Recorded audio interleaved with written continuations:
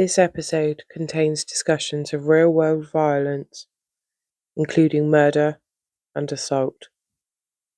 It is explored with care, but some listeners may find it difficult. Please take care whilst listening. When we look back at cases like this, there is often a strong pull to find a clear starting point. A moment where something changed, where behaviour shifted, where a line was crossed in a way that feels identifiable and fixed. But in reality, it rarely works like that. There isn't always a single moment that explains everything that follows. And looking for one can sometimes oversimplify something that is far more complex. What we are often looking at instead is a process, something that develops gradually, shaped by experiences, beliefs, and ways of thinking that take form over time, often without being fully recognised as they are forming. That can be uncomfortable to sit with, because it challenges the idea that these kinds of events are sudden, isolated, or easily separated from the environment in which they occur. Instead, it asks us to look more closely at how behaviour develops, not just in terms of what happens, but in terms of how it became possible. Welcome. As always, it is a pleasure to have you with me. I'm Jenny.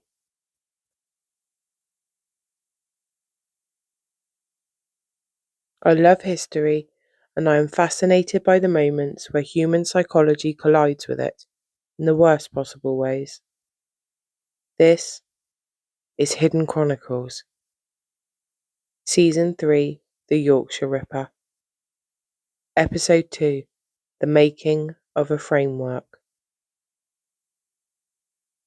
To move forward in understanding this case, we need to shift our focus slightly. Not away from what happened, but toward how it became possible in the first place. Because behaviour like this does not appear without context. It formed gradually, shaped by internal and external influences that build over time. What we are trying to understand here is not just the behaviour itself, but the framework that sits beneath it. The way of thinking that allows that behaviour to develop, continue, and eventually escalate.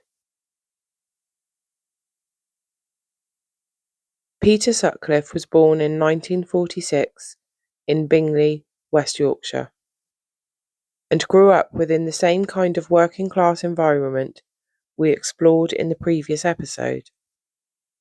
One shaped by industry, routine, and the practical realities of everyday life.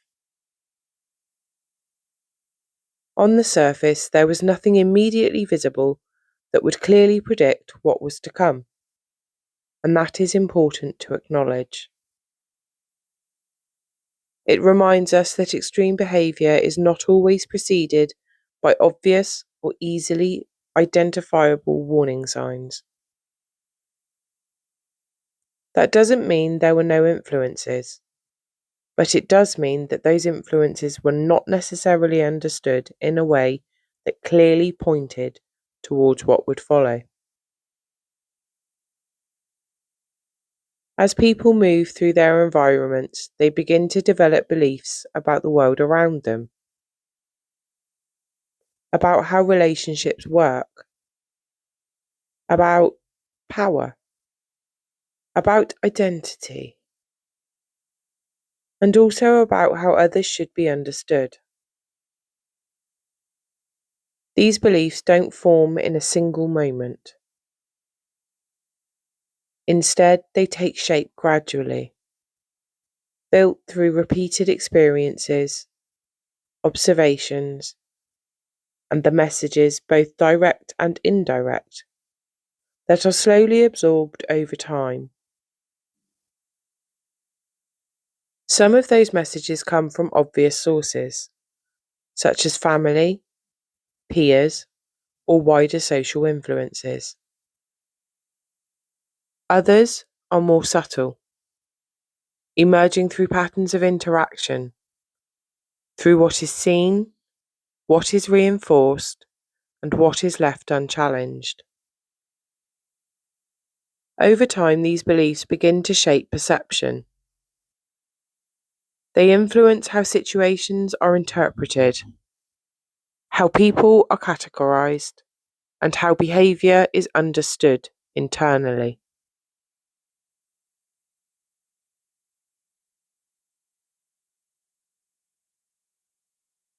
Importantly, these beliefs do not always sit at the level of conscious awareness. They can operate in the background, quietly interpreting the world, often without being fully examined or questioned. And when beliefs are not examined, they can become stable, not because they are accurate, but because they are familiar.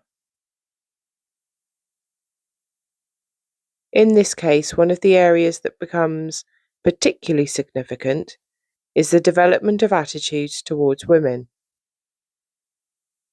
These attitudes did not emerge suddenly, nor were they necessarily experienced as extreme from the outset.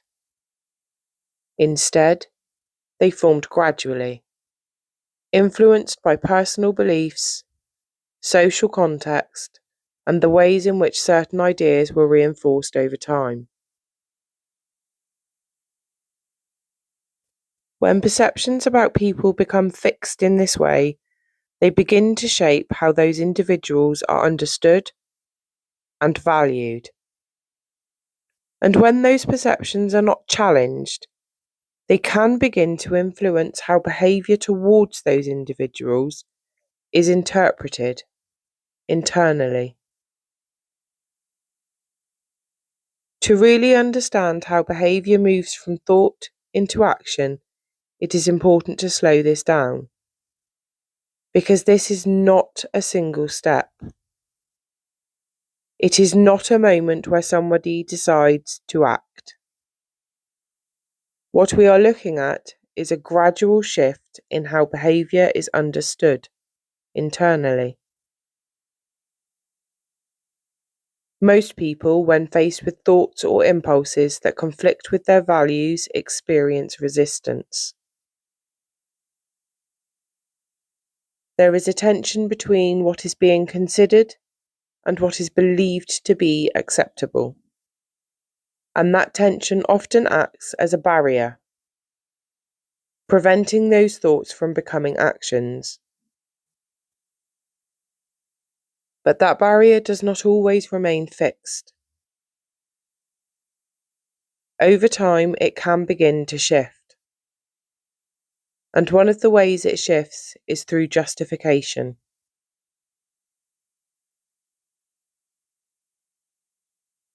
Justification does not usually appear as a clear, conscious decision.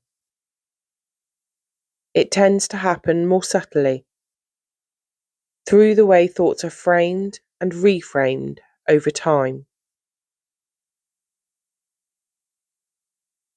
A thought that might initially feel unacceptable can begin to feel less. So if it is repeated often enough, or if it is supported by existing beliefs.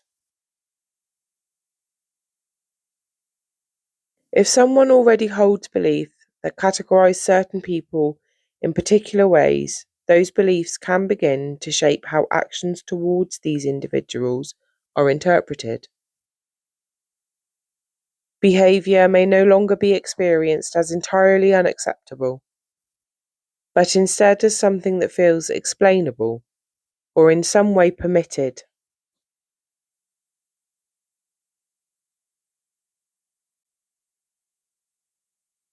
And that distinction matters because once behaviour feels permitted internally, even in a limited or conditional way, the barrier between thought and action begins to weaken. This process does not happen in isolation from emotion. Feelings such as anger, resentment, or frustration can interact with belief systems in ways that strengthen justification. If somebody feels wronged or holds a belief that they have been treated unfairly, that perception can begin to shape how they interpret their own behaviour. Actions may be framed not as harm, but as response. Not as wrongdoing, but as something that feels internally like it has a reason. Over time, this process can become more stable. What may have once felt uncertain begins to feel more defined. What may have once created discomfort begins to create less. And when discomfort reduces, resistance reduces. When resistance reduces, behaviour becomes easier to repeat. This is one of the key ways escalation becomes possible. Not through a sudden shift, but through the gradual weakening of internal barriers. And once those barriers are weakened, even slightly, behaviour can continue. To understand why behaviour like this continues, it is important to slow this down even further, because continuation is not automatic. It does not happen simply because an action has taken place. There is usually a moment, sometimes brief, sometimes more extended, where what has happened is processed internally, even if that process isn't fully conscious. And that moment matters, because it is often where the direction of future behaviour begins to take shape. After an initial act, there can be a range of internal responses. There may be recognition of what has happened. There may be an emotional reaction. And there may also be an attempt to make sense of it. That process isn't always clear or structured, but it plays a significant role in what happens next. If that internal response creates strong discomfort, if there is a clear sense of conflict, or an awareness of consequence, that discomfort can act as a barrier. It can interrupt behaviour before it becomes repeated, creating distance between the action and any future repetition. But if that discomfort is reduced or reframed, something different begins to happen. If the behaviour is justified, even partially, or if responsibility is shifted away from the individual, then the internal barrier that might otherwise prevent repetition begins to weaken.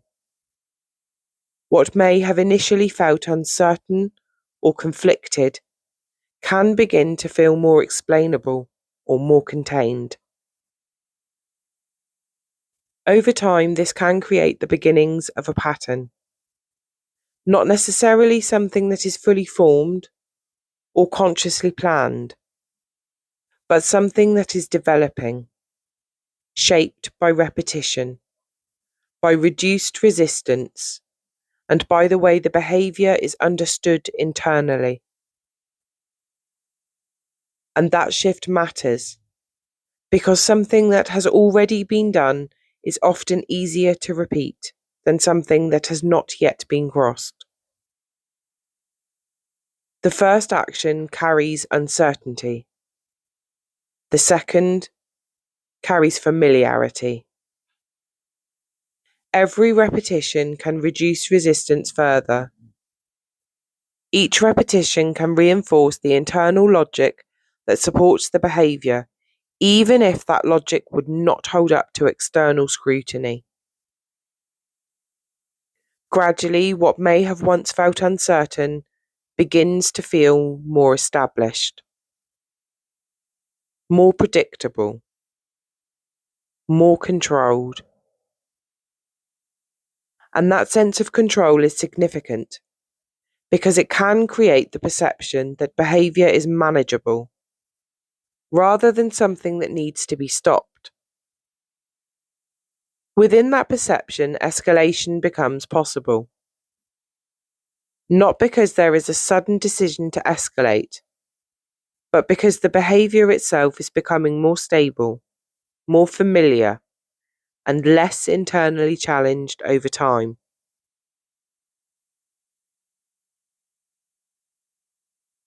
This is where the individual and the environment begin to intersect in a more meaningful way.